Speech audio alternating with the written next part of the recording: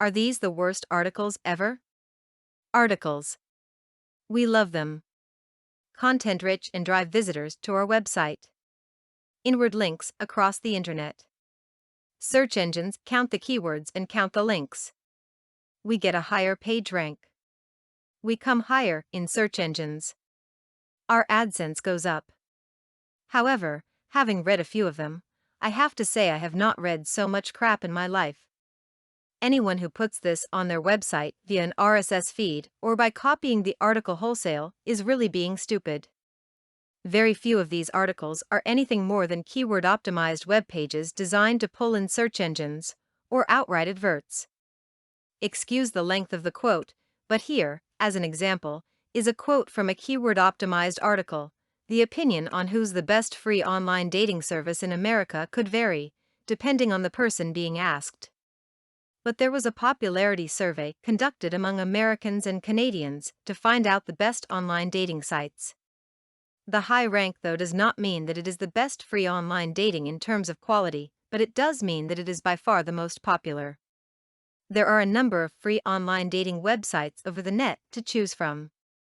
Free online dating websites offer real-time chat, emailing, profiling, and telephone access dependent on the client's choices. These type of sites can be accessed through internet service providers. Participants are required to be over the age of 18 and have registered with their chosen dating service provider. A free online dating website enables. Spot the keyword phrase being looked for? Yep, it's free online dating. I should expect the phrase could be generically replaced with free African dating, free Vietnamese dating, free dating, or more. Edit/find/replace anyone? This article is not written for a person to read. It's written for a search engine to read. Hence the use of the word America/Americans. Dating websites are, by their virtue of being websites, international. This article writer has, however, written the article so that it will hit the keyword American. Why? Because there are 280 million Americans, they are patriotic, and they are to the internet what Germans are to the swimming pool. Who doesn't know that these types of site can be accessed through internet service providers? How else are you supposed to access a free online dating site?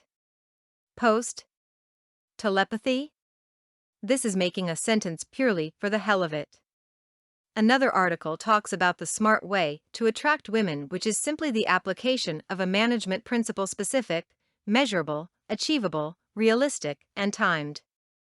This is yet another example of verbal BS designed to draw traffic to the writer's website.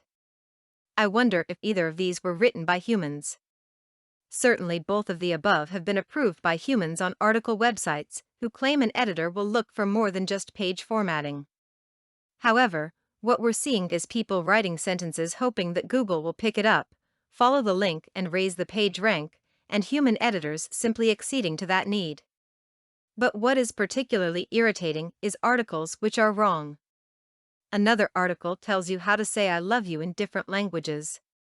One translation they give is Swahili, which they tell you is nakupenda. This is wrong on a number of counts. Firstly, Swahili verbs are entirely conjugated. The phrase nakupenda can be broken up into its constituent parts of subject, tense, object, and verb root. Na is both subject and tense.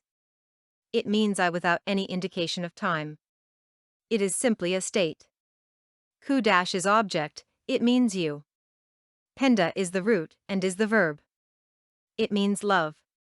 Hence the verb phrase nakupenda means I love you. You can change the tense.